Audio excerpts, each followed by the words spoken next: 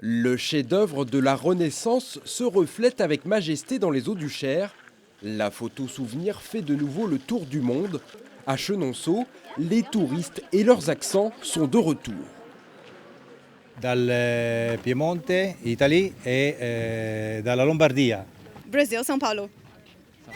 Murcia, España. I come from Bergerac. Il y a cependant de grands absents, les Sud-Américains, les Russes et surtout les Asiatiques. Depuis la crise sanitaire, la part d'étrangers a chuté de 45 à 25%. Chenonceau, en fait, a toujours été un château très international. On a beaucoup fait de promotion à l'étranger, beaucoup en Chine, beaucoup au Japon. Au Japon depuis très très longtemps, ce qui fait qu'on avait une clientèle jusqu'à 20% de visiteurs asiatiques. Avec 800 000 visiteurs, Chenonceau reste le château privé le plus visité de France.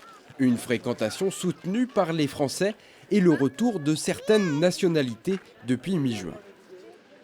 On a les publics internationaux, les Américains, avec un vrai retour des Américains. Et après, en termes de public européen, nous avons les Anglais, les Hollandais, les Allemands, les Espagnols et les Italiens. Et les Belges, bien sûr. À Montbazon, au sud de Tours, un autre château où les étrangers séjournent. Une saison sans les Asiatiques, notamment les Chinois. Une clientèle de poids qui manque. Ce sont des nationalités qui voyagent beaucoup en groupe notamment, donc ça représente quand même du volume. Donc là, ils ne sont évidemment pas de retour. Et les Russes, donc, qui n'ont pas la possibilité de voyager et notamment d'utiliser leur carte de crédit.